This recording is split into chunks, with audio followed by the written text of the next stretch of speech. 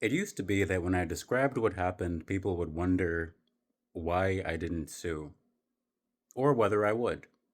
Could I have? I mean, yeah, but what would that have meant? And what would that have won? And how long would that have taken? And where would the resources have flowed? The context is my job knew that I was in the process of getting screened for ADHD, and they gave me a deadline to have a diagnosis excuse some days without meetings. It feels silly to say. At a company with an unlimited PTO policy, my request was some days without meetings because the context from the daily stand up always tilted my focus to whatever my coworkers said. But because of the frame, and this is something that I can say, yeah, maybe I didn't know the language. Maybe I'm not supposed to say, I'm getting screened for ADHD. And if that's bad to say, I feel like that should be something that we discuss because why is that bad? And part of my opinion now is that the name ADHD, attention deficit hyperactivity disorder, doesn't convey the experience or the most relevant symptom or the environmental structures that make it easier or harder to navigate any particular dimension. So now that I've been on TikTok, I do wonder if we can find other ways to describe the patterns. But when I didn't meet the deadline, they fired me and said that I was deliberately poorly performing. I did recommend that we slow down and focus on sharing vocabulary about the code base. Focus on sharing vocabulary about the code base. Maybe that's the way that I summarize it. I've summarized it, or I've described the mantra of curricularize your code base for years, and describing what that means to someone who's already familiar with it can be challenging, especially if the goal of the team is more urgent. Now I can appreciate a few things about changing directions. I didn't really appreciate losing income because that led to the loss of housing, and losing insurance meant I couldn't clarify what I wanted to at the time that I wanted to. But having more language to navigate the patterns now, like, is that better?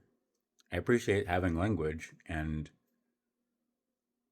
there are structures that I believe I will explore in the future that have more nuance about habits and lighting, for example, circadian rhythms, communication structures, the amount of time that I spend paying attention to code has changed. Now we have coding models. Well, they're a lot more ubiquitous than they were. And something else I can say is actually caring about the specific product or the specific process about the product means a lot. Being able to represent some amount of cohesion about the shape of empathy that the company cares about. Although I do think we should be mindful about which shapes of empathy we entertain. Like, if a company says we only care about the people who use, and this is a difficult one, I'll have to think about this.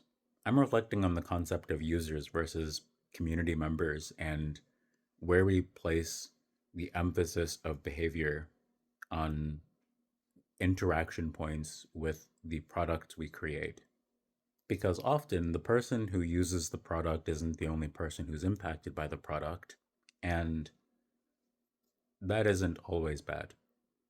And it can be good, although it is very often opinionated, and that is something that we can mind as product designers. I've often been given the advice to move forward, but I do find it frustrating to have navigated insurance as a barrier to language about my patterns. And I appreciate actually having language models to explore different patterns and being able to practice making videos with TikTok because trying to see which language fits the sentiment and having conversations about it and seeing it reflected in language models and figuring out which structures I can actually use successfully to change which patterns and how I can relate to peers and people with similar or different patterns and other, well, yeah, loved ones from other contexts. When my car got totaled in 2020, I didn't realize how much that would change the shape of communication that I had planned for that chapter of my life. And adjusting is something that I've continuously been trying to practice. I've needed to practice, and I found rhythms that make it easier to practice specific things. It is easier to practice more things with more resources, and infinite resources or unallocated resources aren't necessarily the most helpful. Although there are ways to have, I don't know, like it's easier to plan, to be spontaneous with resources that you have and not knowing what the future will bring. Sometimes, there are there are often trade-offs. There are usually trade-offs, one might say. I appreciate TikTok because I can continue building and work with people and have conversations about what we're working on and practice micro scenes basically. Like when it's easy for us to collaborate, then it's easy for us to collaborate. And when we practice sharing a world, that's why I do RPG Wednesday. So there is like an actual space where we can describe what we have been doing and practice extending that world. And I'm pretty excited to be implementing lore.land more. And hopefully, I can renew my credits with Claude and Codex and Gemini. I don't need the AI models to tell the story that I'm currently telling. Very apparently, this video is 8 minutes. So consider that. But there are things that we can do when we have reflected on media and the moments that we intend to share and the language that we have available to us.